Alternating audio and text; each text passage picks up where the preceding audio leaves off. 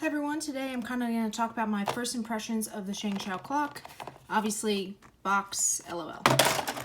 So now we take a look at the clock. I got two. One is pretty usable after some setup. One was basically complete garbage. It has been disassembled for parts, and I'm going to try and Frankenstein something together and try and figure out kind of why it was basically trash and unusable. So you can see this one I've already set up, changed some things about it. The first thing that you will see is I took off the little plastic nubbins off of the pins because otherwise it's not flush. And it's just a weird feeling. It felt like the pins were up, even though they weren't, because it wasn't flush against something. So you can see I did that. I've taken it apart. Real easy to do so because there are screws. There are typically 4 screws that go in the plastic casing around, and then the black has 2 screws holding it together. That's great to see. You don't have to break your clock to service it. I've lubed this with Traxxas 50K and, done a couple solves on it just to see what I could do. Loosening the case definitely helped it a lot. It also helped out the trash one, but still was pretty much trash.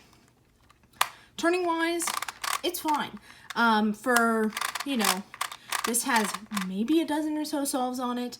I would say it's not bad. With all 4 pins up, it's not great. The trash one could barely move with all 4 pins up.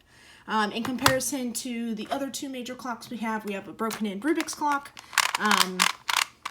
pretty standard there, and we have a Josh clock that has the magnetic pins. You may be wondering about the Shengshou magnetic pins versus these. This is a lot more satisfying. You have a more definitive click. It's a lot louder. This, I think the click, it's there. It's definitely not as satisfying in terms of clickiness. Obviously, you're going to want to find something to put on top of there. Maybe I'll 3D print a part so that it's a little bit better. The magnets are not as strong, but I don't think it's an issue. We're not going to have the issue of like the Lingao pins falling and the clocks becoming illegal and unusable. Rubik's pins, we haven't had too many issues with these. So I'm going to compare the parts between the Shengshou clock and a Lingao. So first we look at the pins. So we see that the Lingao clock uses either those rods or magnets for the pins, and this just uses the magnets. So it clicks into the other ring magnets that are on both sides of the black case. One issue that I see is we have direct magnet on magnet contact. That could definitely cause issues. I think we could see cracking magnets. I think that we could see them just wearing down over time in weird ways. I would definitely want to see a plastic O-ring, a washer of some type. Lingao actually even has those, so I'm going to see if I can take some Lingao parts, see if I can make a washer, because it's definitely gritty. I tried lubricating it. It's not great. I definitely see that as an issue. We look at the corner dials. They're basically the same thing. The teeth are slightly different. One thing to point out is the points. These are a lot clearer to see than these. So I could see someone putting stickers over these to making them better. We'll see what people are able to come up with. It's also blue on blue, which is definitely not as contrasting as yellow and red. If we look at the plus dials, they are a little bit different in terms of their teeth size. The Lingao has sharper teeth, and I think that is catching better on the pins than these rounded teeth are. Again, I'm going to try and Frankenstein some stuff together, see if I can make it better, maybe with sharper teeth. Because one issue I was having on the trash clock is the pin was not catching the right dials. And I think maybe sharper teeth could help that.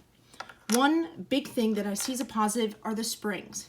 So here is a non-modified Lingao spring. You see that little plastic bit, that metal bit sticking up? That catches, that can cause teleporting faces and a whole bunch of other issues. People either bend them in or snip them. And here is the Shengshou clock. Those pieces are already bent in. That's huge. I think that'll limit teleporting faces. Among other issues, in terms of like springiness, this is definitely a lot easier to compress than this is.